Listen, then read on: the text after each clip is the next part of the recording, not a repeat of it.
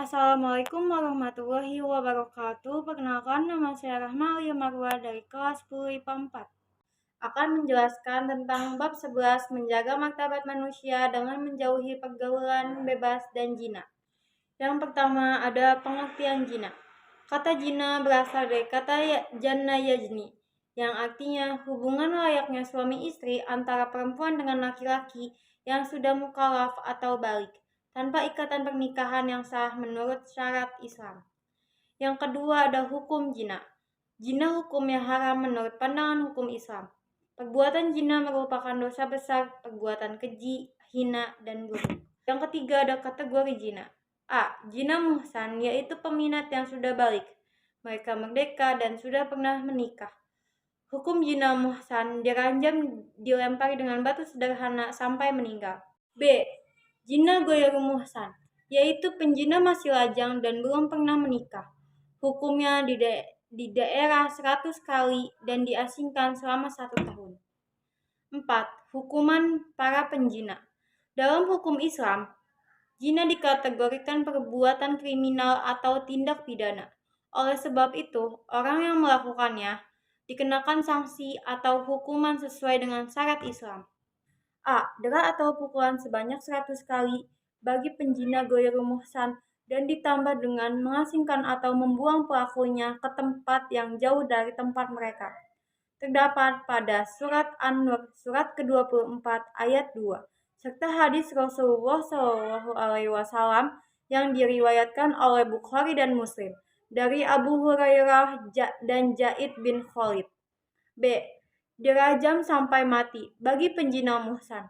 Hukuman rajam dilakukan dengan cara pelaku dimasukkan ke dalam tanah hingga dada atau leher.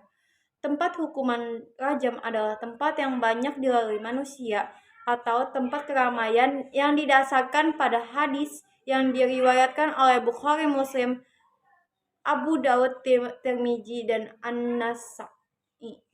Hukum bagi orang yang menuduh jina. A. Hukum dapat dibatalkan bila masih terdapat keraguan terhadap peristiwa atau perbuatan jina. B. Untuk menyaksikan terjadinya jina, syaratnya harus ada 4 orang saksi laki-laki yang adil. C. Kesaksian 4 orang laki-laki yang adil ini pun masih memerlukan syarat. Syaratnya yaitu setiap laki-laki tersebut harus melihat persis kejadiannya. D. Jika kesaksian dari 4 orang tersebut berbeda-beda, maka mereka semua dijatuhi hukuman menuduh jina. Hukuman bagi penduduk jina terhadap perempuan baik-baik di daerah sebanyak 80 kali daerah. Selanjutnya ada dampak negatif jina. 1. Mendapat laknat dari Allah SWT dan Rasulnya. 2. Dijauhi dan dikucilkan oleh masyarakat. 3. Nasab menjadi tidak jelas. 4. Anak hasil jina tidak bisa dinasabkan kepada bapaknya. Yang kelima, anak hasil jina tidak berhak mendapat warisan. B. Ayat Al-Quran dan hadis tentang larangan mendekati jina. Yang pertama ada Quran surat Al-Isra, surat ke-17 ayat 32. Artinya, dan janganlah kamu mendekati jina. Jina itu sungguh suatu perbuatan keji dan suatu jalan yang buruk. Selanjutnya ada kandungan ayat. Secara umum, Quran surat Al-Isra surat ke-17 ayat 32 mengandung larangan mendekati jina serta menegaskan bahwa jina merupakan perbuatan keji dan suatu jalan yang buruk. Allah SWT secara tegas memberi predikat terhadap perbuatan jina melalui ayat tersebut sebagai perbuatan yang merendahkan harkat, martabat, dan kehormatan manusia. Imam Syuuti dalam kitabnya Al-Jami Al-Kabir menuliskan bahwa perbuatan zina dapat mengakibatkan 6 dampak negatif bagi pelakunya. 3 dampak negatif menimpa pada saat di dunia dan 3 dampak lagi di akhirat. Yang pertama ada dampak dunia. A. Menghilangkan wibawa. Pelaku zina akan kehilangan kehormatan, martabat, atau harga dirinya di masyarakat. Yang B. Mengakibatkan kefakiran. Perbuatan zina juga akan mengakibatkan pelakunya menjadi miskin, sebab ia akan selalu mengejar kepuasan nafsu. C. Mengurangi umur. Perbuatan zina tersebut juga akan mengakibatkan umur. Pelakunya berkurang lantaran atau terserang penyakit yang dapat mengakibatkan kematian. Yang kedua ada dampak akhirat. A. Mendapat murka dari Allah SWT. Perbuatan zina merupakan salah satu dosa besar, sehingga para pelakunya akan mendapat murka dari Allah SWT kelak di akhirat. B. Hisab yang jelek atau banyak dosa. Pada saat hari perhitungan amal atau yaumul hisab, para pelaku zina akan menyesal karena mereka akan diperlihatkan betapa besarnya dosa akibat perbuatan zina yang dia lakukan semasa hidup di dunia. C. Siksaan di neraka. Para pelaku perbuatan zina akan mendapatkan siksa yang berat dan hina kelak di neraka. Selanjutnya ada Quran surat An-Nur surat ke-24 ayat 2 yang artinya penjina perempuan dan penjina laki-laki derhal masing-masing dari keduanya 100 kali. Dan janganlah rasa belas kasihan kepada keduanya mencegah kamu untuk menjalankan agama atau hukuman Allah SWT. Jika kamu beriman kepada Allah SWT dan hari kemudian, dan hendaklah atau pelaksanaan hukuman mereka disaksikan oleh sebagian. Yang ketiga ada hadis tentang larangan mendekati zina. Hadis yang diriwayatkan oleh Bukhari dan Muslim.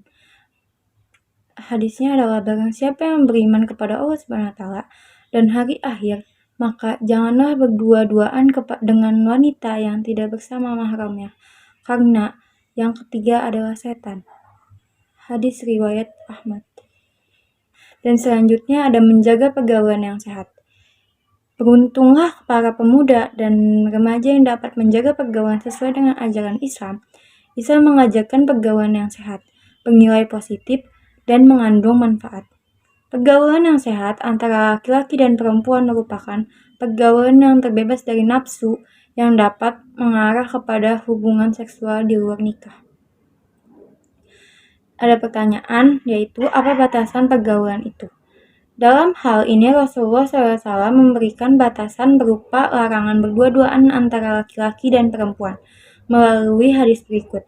Artinya, dari Ibnu Abbas bahwa Rasulullah SAW bersabda, janganlah seorang laki-laki berdua-duaan dengan seorang wanita yang bukan mahramnya, dan janganlah seorang wanita berpergian kecuali bersama mahramnya. Hadis riwayat Bukhari dan Muslim. Yang kedua ada menjaga aurat. Aurat merupakan bagian dari tubuh yang harus dilindungi dan ditutupi agar terjaga dari pandangan lawan jenis. Aurat perempuan adalah seluruh bagian tubuh kecuali wajah dan kedua telapak tangan. Aurat laki-laki adalah bagian tubuh antara pusar sampai dengan lutut. Firman Allah SWT yang artinya, dan katakanlah kepada para perempuan yang beriman agar mereka menjaga pandangan dan memelihara kemaluannya, dan janganlah menampakkan perhiasan atau auratnya kecuali yang biasa terlihat. Dan hendaklah mereka menutupkan kain kudung ke dadanya. Quran surat An-Nur surat ke-24 ayat 31. Yang ketiga itu ada menjaga pandangan. Pandangan laki-laki terhadap perempuan atau sebaliknya, termasuk celah bagi setan melancarkan strategi untuk menggodanya. Kalau hanyalah sekilas saja atau spontanitas atau tidak sengaja, pandangan mata itu tidak menjadi masalah. Jika berkelanjutan, maka haram hukumnya. Rasulullah SAW bersabda yang artinya dari Abdullah bin Buraidah dari ayahnya bahwa Rasulullah SAW bersabda kepada Ali bin Abi Thalib, "Hai Ali, janganlah kau ikuti pandangan pertama dengan pandangan selanjutnya, karena yang pertama dimaafkan tetapi yang selanjutnya tidak." Hadis riwayat Ahmad.